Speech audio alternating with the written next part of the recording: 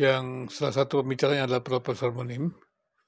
Saya senang sekali dengan perkataan beliau yang mengatakan bahwa diskusi-diskusi agama, kajian-kajian agama yang selama ini dilakukan para peneliti agama, para peneliti, itu terlalu banyak di ruang-ruang yang terbatas.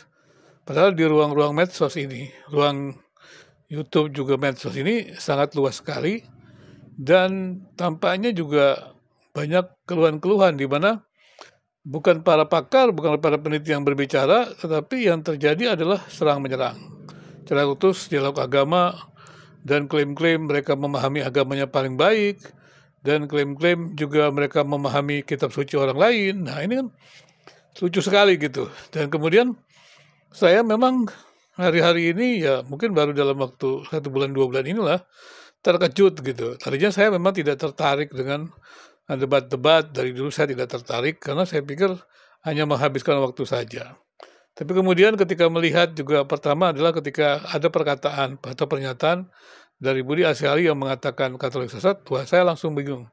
Ini gimana? Ini kan di ruang publik begitu, sampai dikatakan seperti itu.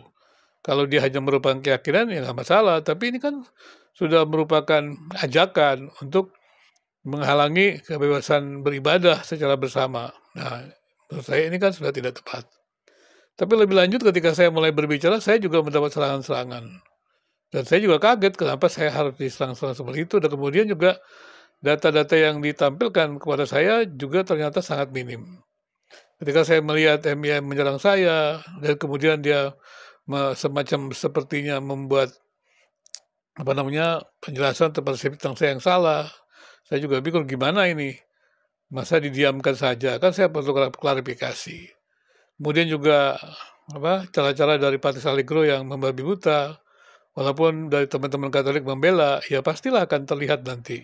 Sebagai seorang peneliti, sebagai seorang yang banyak berkecimpung dalam agama, ya gaya-gaya ataupun slogan-slogan dari Patrice Allegro akan menimbulkan persoalan begitu. Dan sudah terlihat kan, ada banyak yang melakukan perlawanan-perlawanan seperti itu. Tapi menurut saya tidak tertarik dengan hal-hal yang tidak produktif. Saya lebih tertarik kepada hal-hal yang produktif begitu. Seperti tadi yang saya lihat ada malam ini ada live yaitu dari Lembaga Studi Agama dan Filsafat, ya Prof. Munim tadi menjelaskan bahwa teman-teman ya para peneliti agama dan masyarakat jangan kita ini diam terus. Saya juga tadinya tidak tertarik ya. Karena kita kan memang kerja kita kan meneliti, belajar, dan sungguh-sungguh mendalami, kita bicara tentang ada dasarnya gitu. Kita memang punya kemampuan di bidang penelitian, kita punya ilmunya gitu, kita punya datanya, kita tidak sembarang bicara begitu. Dan sebagai dosen juga, kita kan sudah menjadi dosen yang cukup lama dan sudah dalam tanda kutip mengalami banyak ujian.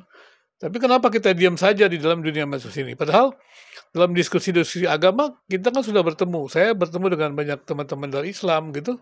Dalam kajian-kajian mereka saya diperkaya begitu. Saya diperkaya sehingga saya mengerti ya, perbedaan-perbedaan itu tidak harus membuat saya menjadi menghindarkan diri atau menutup diri atau merasa lebih baik, tidak.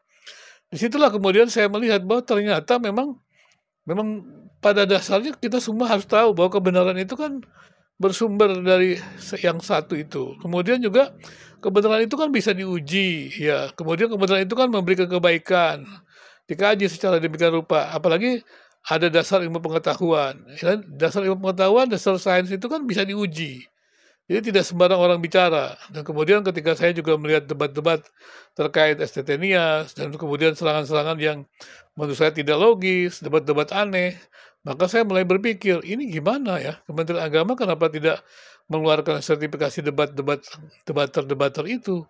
Karena saya melihat aneh sekali, bagaimana mereka bisa menjelaskan tentang kitab agama lain tanpa iman. Kemudian bagaimana mereka menjelaskan kitab agama yang agamanya sudah ditinggalkan? Kan nggak bisa. Kemudian bagaimana dia membuat, mengatakan perbandingan-perbandingan agama yang rasional. Ini kan jelas-jelas kemampuan penelitiannya lemah. Artinya orang-orang seperti ini kan sebenarnya tidak punya kemampuan yang baik pada bidangnya. Bukan mengatakan mereka tidak punya sama sekali. Maksudnya itu bukan bidang mereka. Kalau orang mencari tentang medis, cari dokter. Tapi kalau bicara tentang agama, ya cari agama. Penelitian agama, ya cari peneliti agama, begitu. Jadi pakar-pakarnya. Dan repotnya ini adalah ada buzzer-buzzernya. Buzzer-buzzernya juga tidak mengerti apa-apa. Dan kata-katanya juga diikuti aja seperti itu. Memang kemampuannya kan agak lemah. Dan saya pikir ini perkataan dari Pak Munim, Prof. Munim ya, LSAP ini saya senang mendengar lembaga studi agama filsafat juga yang sudah cukup lama berdiri dan sudah memberikan kontribusi banyak dan sudah menerbitkan buku tentang kebebasan beragama begitu dengan mewawancari berbagai tokoh agama dan ya kalau memang itu sudah dilakukan, tapi kenapa hanya terbatas? Tapi kesadaran dari Prof. Munim ini saya memang senang sekali ya, karena saya juga melihat ini kenapa terjadi begini begitu di daerah yang namanya medsos dan kita juga tahu yang berbicara itu bukan pakar-pakar dan bukan orang-orang ahli yang memang memahami. Kalau dari Kristen yang banyak bicara itu bukan ahli-ahli hermeneutik, ahli biblika tapi mereka bicara apa saja bukan di bidangnya begitu. Ya sebagai dosen yang cukup senior ya tentunya saya tahulah ya. Apalagi saya ini kan sangat memahami kurikulum, bagaimana pembentukan kurikulum pendidikan tinggi teologi, agama, ya saya tahu begitu. Tapi ketika melihat kenyataan seperti ini sesuatu yang aneh. Jadi, ya kalau ada teman-teman yang mendengar, ya teman-teman lama dulu yang mendengar pernyataan saya di medsos ini, kenapa kita tidak juga publik gitu. Kita terbatas hanya di ruang-ruang kecil, meneliti, pergi ke lapangan, segala macam. Kenapa kita tidak publikasikan hasil penelitian kita di dunia medsos ini?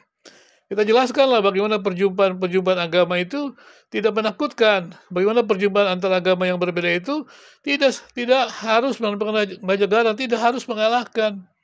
Berbeda, ya bisa memperkaya kita. Tidak perlu ada klaim-klaim absolut. Kalau semua yang